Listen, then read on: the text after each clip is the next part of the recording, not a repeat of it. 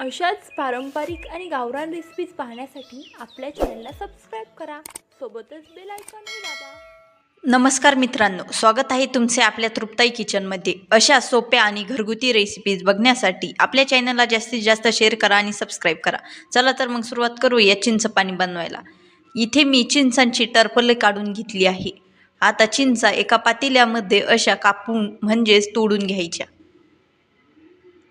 चिंचा ह्या ताज्या आहेत, त्यामुळे मी हे आधी स्टोअर केलेल्या नव्हत्या. डायरेक्ट त्याची टरफलं काढली आणि चिंचपाणी बनवायला घेतल्या. आता एका पातेल्यामध्ये चिंचा टाकायच्या आणि त्या आधी स्वच्छ पाण्याने धुवून घ्यायच्या.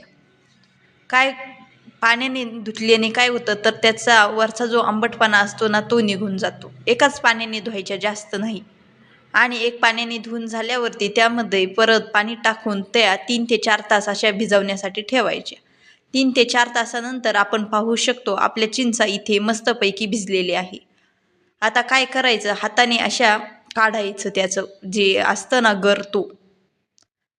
कारण हा गर काही जण मिक्सरमध्ये काढतात, पण मिक्सरमध्ये मी काढत नाही, कारण त्यामध्ये आतमध्ये चिंचुके तसेच आहे. त्यामुळे हातानेच असा त्याचा गर काढून घेत आहे.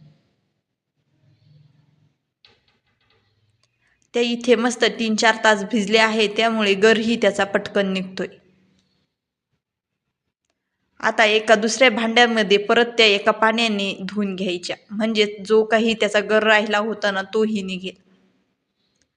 आता परत ते एका प्लेटमध्ये टाकायच्या.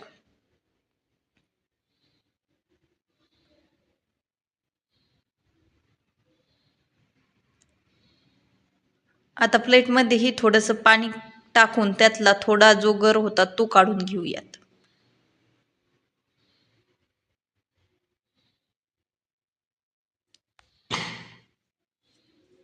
काही जण हे पुरणाच्या चाळणीतही त्याचा गर काढतात, तसाही करतात, पण चिंचुके नसले पाहिजे, त्या स्टोअर केलेल्या चिंचा असतात. हे बघा आता खूपच घट्ट दिसतं की नाही हे पाणी. मग त्यामध्ये आता आपण परत 1 ग्लास पाणी टाकूयात.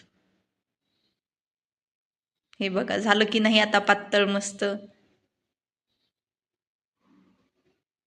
आता इथे मी चिंच पाणी त्यासाठी अर्धा वाटी गूळ आणि थोडीशी मोहरी घेतली. 1 बाऊल म्हणजेच हे आहे मोठं पातेलं चिंचपाणी आहे, त्यामुळे अर्धा वाटीच गूळ घेते. आता इथे मी 3 ते 4 पळ्या तेल घालते.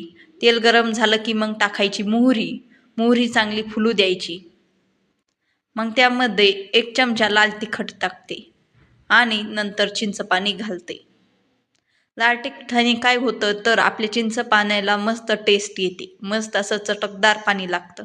म्हणूनच हे चिंच पाणी आपण भेळी संग, वडापाव, ढोकळा कशा संगही खाऊ शकतो. चटकदार असं हे मस्त चिंच पाणी आहे. आता त्यामध्ये मी अर्धा वाटी गूळ टाकते.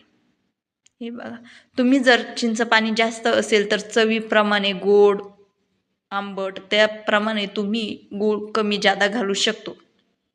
पण इथे मला अर्धा वाटीच गूळ सफिशियंट आहे, त्यामुळे मी तेवढंच घालते. हे बघा पातळही दिसतं आणि घट्टही. मी थोडंसं नॉर्मल घट्टच ठेवलं का तर ते आपण वडापाव ढोकळ्यासंगही खाऊ शकतो.